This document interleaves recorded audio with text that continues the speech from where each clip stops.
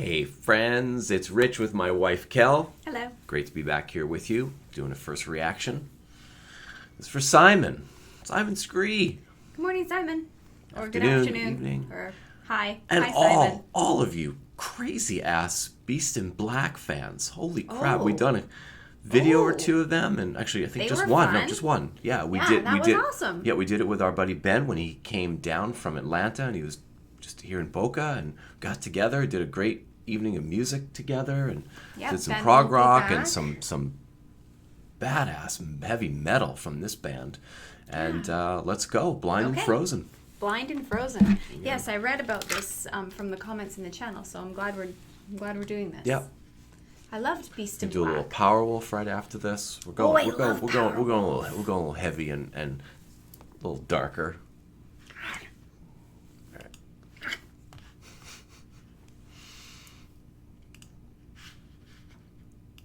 Powerwolf is great. Yeah, we're gonna hear another good song by them. I would imagine it comes very highly requested. Blind and Frozen, baby. Ready? Okay. The video's too distracting. I'm gonna close my eyes. Then don't watch the video. You can always come back and watch the video. Yeah. Yeah.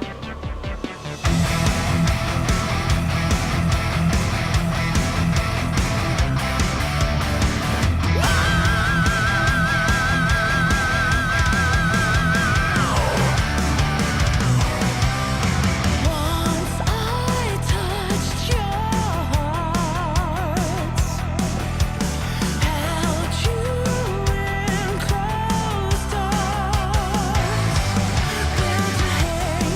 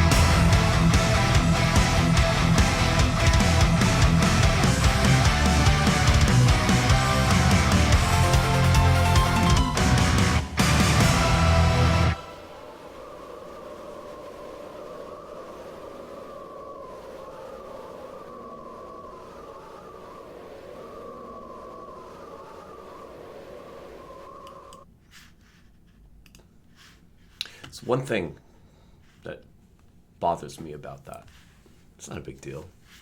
What? Keyboard's featured in that song. Yeah. There's no keyboard in the video. I don't know if you were watching. I was at not. No, I'd say no. Because I really like their sound. It brings back the fun of metal, and it brings back the crazy vocals. Holy, He's got some fill in range. the expletive. Range, he's got intensity. He's a beautiful artist. Fantastic. Love him. And I'm kind of purposely not reading up on this band too much. I want to just give a old school listen. I know the video's there, and it's great and everything, and very cool. Kind of funny in parts. Just a juxtaposed scene. He's wearing kind of leather. He's kind of a metal guy in a band. He's kind of walking, hitting the walls. It's very funny. But yeah, the keyboard not being actually featured in the video is very interesting. It's an interesting director's choice, and that's just something about the video. What did you think about the music? I thought a lot about the music as it was playing. It's a great question. What I like is, as you said, there's an element of fun. And sometimes when I'm listening and I'm not watching, which is sometimes really important for me because I hyper-focus musically. So I'm accustomed to just focusing just on the music. I don't think about anything else. The house could burn down around me and it just wouldn't even matter. Can I just jump in? Yeah. Just remember what you're going to say? It's kind of like, I'm just imagining, a batter in the batter's box, right? And they're like a home run champ.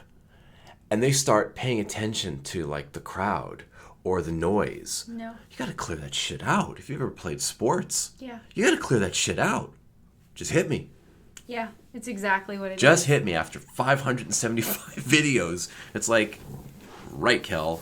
And it's been getting deeper and deeper. For you? My understanding of your experience is beginning clearer, deeper, wider. Oh, Just trying to that's fun. experience, because I'm thinking to myself, why am I able to watch the video and listen to the music? Well, because that's how I'm wired. I was doing both. Call it hyper-focusing on both. I don't know. Which is, of course, going to be a split of 50-50. It can never be 100-100. When I would practice the piano or the cello or the flute or whatever instrument was in my hands at the time, there was nothing else. My door to my bedroom was locked and no one was allowed to disturb me. And so the more I practiced, the more I was left alone. Mm-hmm. So it almost became like my little safe space.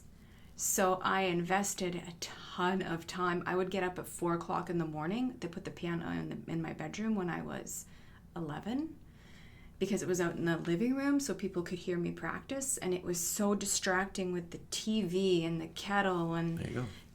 brothers running around, and they didn't want to hear me practice because I was disturbing their TV time. So the piano got put in my room so that it was out of the way. But as soon as that happened, I could just close my door, lock my door, and be left alone for the day on a Saturday, and I would just practice and practice and practice and practice and practice. So I'm accustomed to not having anything else. And when I got older, my piano teachers used to blindfold me. So before a concert or a musical exam, so when you take a musical exam, it's not written. It's all played, right? There's a written component. Move this That's- way, just because you have sun flying at you. Speaking of distracting. The written component happens separately, but when you play your exam, you take an exam, you take a musical exam, it's a practical. And so they would blindfold me before my big exams and my big concerts. And at first it was really distracting. And then I realized that it actually set me free because I didn't have to worry about what I was trying to look at. There you go. And they told me if I couldn't play blindfolded, then I didn't deserve to be on the bench because the piano keys hadn't moved since the last time I sat down. Mm-hmm. So when I play now, I play with my eyes closed because there's nothing to look at. That's right. So, in terms of the actual music arrangements and stuff like that in this song, what are you getting? Because it's definitely fun. A word came to mind, which is triumph. The last song we heard from this band, I had the same word pop into my brain. Just, it's a triumphant song. It's a triumphant sound.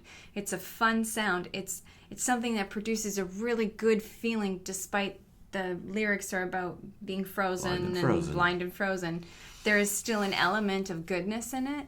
And I really liked their diversity. I like that I heard more range out of him this time than we did last time. I like the higher register for him, but I also like that he dropped it down. I thought that was good because I wondered if he could. Yeah. Did you hear the harmonies? I did. Oh, man, the harmonies Beautiful. were like 3-4 levels. Yes. At least in the headphones. Yes, and I really like how the song I don't know if you heard built it.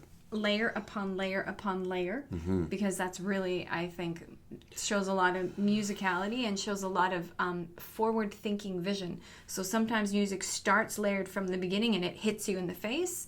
This kind of ramped up and then it kind of tapered off, and I thought that was perfect. Yeah, and the chugging was great. You know, the guitar, I mean, it was heavy metal, man. And that was really, really good. And it totally brings back the reminiscent of the 80s and 90s style, but brings it current, and it works. It's a little bit poppy, which I think it's designed to be really snappy and catchy. Yes. Where you can kind of go, I mean, that song is built for live concert. I mean, that is 100% live show material where everyone's just...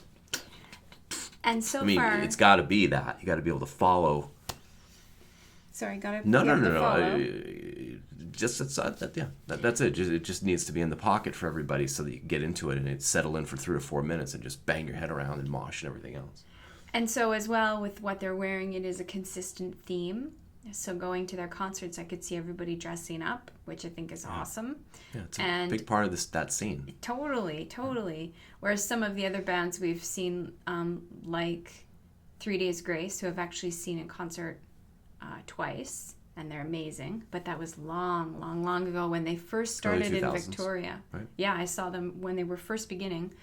And they're just like in jeans and a t-shirt, which was super cool, and they were awesome. So, but that they didn't turn out to be any sort of thematic dress code along. You know, this band seems to be moving towards well, we're in that age now. We're in that age where it's got to be louder and screamier and faster, and we're kind of in that time period again where there's just so much. There's so much music. There's so many people trying to make it, and companies, the record labels pumping out content. It's all over the place, and you got to have a thing. And these guys, it works well. It might not be for everybody, but it's certainly going to be for a wide swath of heavy music listeners. Yes, and what I was thinking as well as I was listening was that we, the listeners, we are voracious. We cannot be satisfied. Never, ever, ever, ever, ever. We want more and more and more out of these bands. And so they have to keep producing in order to keep the masses satisfied. Even if their listening base is only, say, 500,000 people. They got to satisfy those 500,000 people. So it's an engine that needs fueling. Yeah, and this is the first song. I didn't read up on this on purpose. I don't want to taint what I know. I just want to experience it for the first time, like walking in the woods, in strange woods, and just kind of going, oh, there's a creek there. And, oh, my God, there's a house over there on the hill. Yeah. With an old man looking very creepy, stirring something with a large spoon. Okay, we're not going morbid before I go to work. We're ending. We're done. We're moving on to the next Black, song. You know. I don't even know what you're talking about. Was that part of the video? No, it was just future content for us for our own video. No stirring of pots of strange Blair Witch men. Project theme, thematic, kind of symphonic metal in the background playing, coming slowly. Popcorn, ice cream, sparkles, and rainbows. Sounds so domesticated. What? We'll mix the two. No. Little strange. I can't do gore. Forget it. Trying, guys. Try it. Stop trying. Try to move her to the Moving dark on. side. Moving on. Later. Moving on.